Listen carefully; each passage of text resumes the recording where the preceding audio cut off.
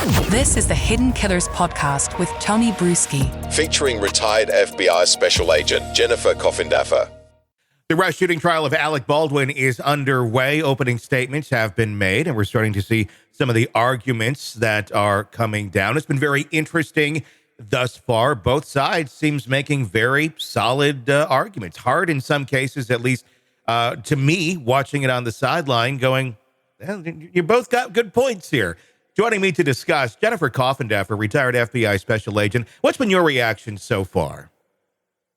Well, so far, Tony, what I find very interesting is this ruling from the judge. And that ruling said that, listen, we aren't going to bring in any evidence that shows that he was actually the producer on the film. And I think that that is such a huge win for the defense. Mm-hmm. It's a huge win, right? Because that shows he was overall responsible. He was responsible for not having live ammo on the set. He was responsible for making sure he had a good armor. But they're not going to hear any of that. Mm-hmm.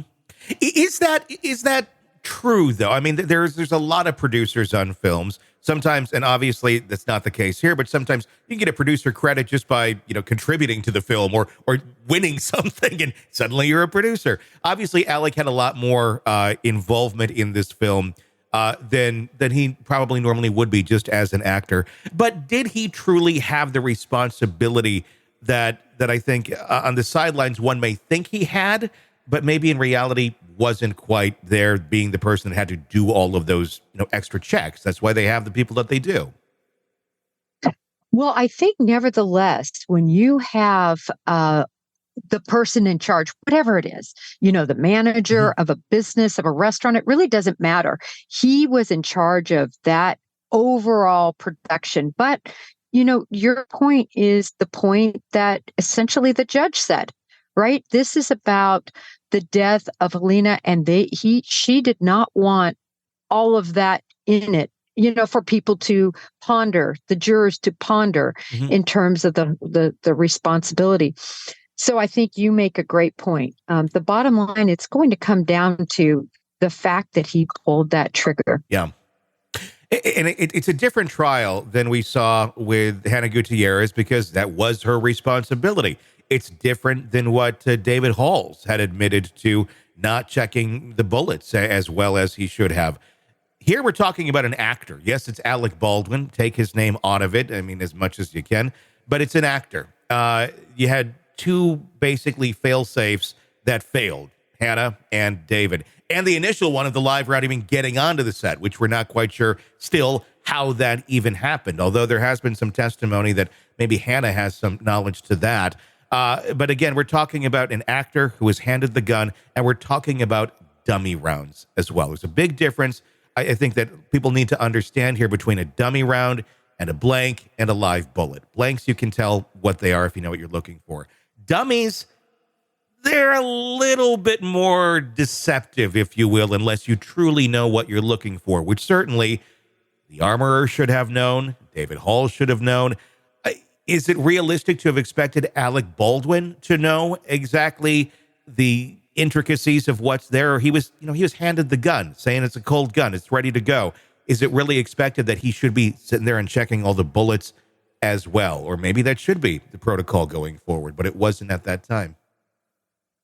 Well, it's protocol with anyone who handles a weapon that's capable of shooting a live bullet. This is the question I've always asked. And that is, if in the scene it would have called for him to shoot himself in the foot or shoot himself in the leg, something like that, I guarantee you, well, I shouldn't say that. I think he would have double-checked that gun to make sure there were blanks or dummy rounds in that gun. There is no way you would point that at yourself or should point it at anyone else if it's capable of shooting a live round. That's true. I was making the analogy yesterday to that of, if he had to point it at his head, kill himself in the movie, obviously not in real life, but assume, okay, blanks, cold gun, I would be checking it myself too. But again, this was a scene too that did not necessarily call for the trigger to be pulled. And he claims he never pulled the trigger. He cocked the hammer, which you can cock a hammer and things can go wrong. Any gun can go wrong, which I find to be an interesting argument that the prosecution is making of, look, the FBI looked at this thing, they said there could be nothing wrong with it, and then they destroyed the gun, and that's another issue. But the fact that there's, well, all of our tests show nothing, things can still go wrong. Things can certainly still go wrong with even a gun that you test after the fact, and it's in perfect working order. There can be flukes. I mean, could this really be, what that was? It was somehow a fluke, and he really did not pull the trigger. No. I mean, just in my experience as firearms instructor for the FBI since 1994, no. The trigger has to be pulled for that firing pin to come out, to strike that primer, and to eject that projectile. And the FBI did all the appropriate testing to make sure, as to your point, that there were no issues with the gun. Also, we've already heard testimony that that gun was in full working order. There were no issues with the gun. And we also now know that they knew that part of the testing the FBI does, hitting it with a mallet and dropping it to see if there's any chance it could have an accidental discharge, would result in it being not destroyed, but coming apart, and they put it back together. That's to show that no way could anything but a trigger pull cause that bullet to be released. Let me ask you about the gun itself, because this seems to be an interesting point to all this. The gun was destroyed. I mean, it wasn't at a place where the defense could take a look at it from their own expert's point of view. Why did they go that far in the testing? Was it really needed? I mean, this is the key piece of evidence in this whole damn case. Why did they go to such an extreme where it physically destroyed the weapon, or at least damaged it beyond the condition that it would have been in when it was in the hands of Alec Baldwin? Well, Tony, your point here, I think, is so valid. And actually, when I saw the two motions that were most, I think, important in this case, the motion about the producer status and then the motion about the gun, being destroyed during this testing, I thought were the most important motions. But I really leaned that the producer that part should have been brought in. But I thought the status of the gun was actually very vital and a very, very good point, because the defense should be able to see that gun in its original state. And if that can't happen, then to me, the testimony from the FBI armor who destroyed that gun should not be allowed.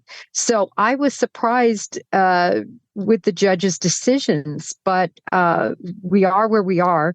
And it is disappointing that the defense couldn't see it, but nevertheless, that trigger was pulled, to your first question you asked.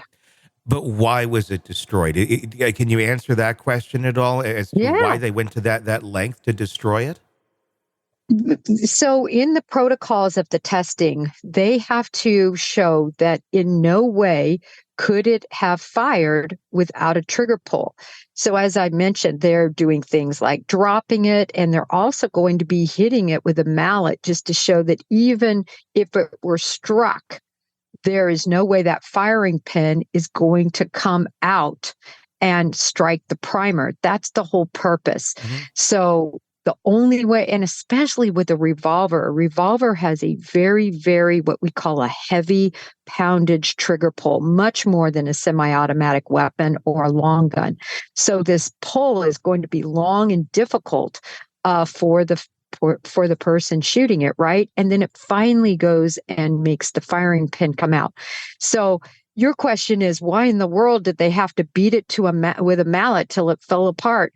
They're just trying to prove that nothing could have charged that pin to come out, strike the primer, but a trigger pull. Sick of the ads? We are too. Start listening with no commercials now and get access to all of our episodes in advance of everyone else. Become a True Crime Today Premium Plus subscriber on Apple Podcasts. Search True Crime Today Premium Plus on Apple Podcasts or go to our podcast page and sign up now. True Crime Today Premium Plus. Sign up now.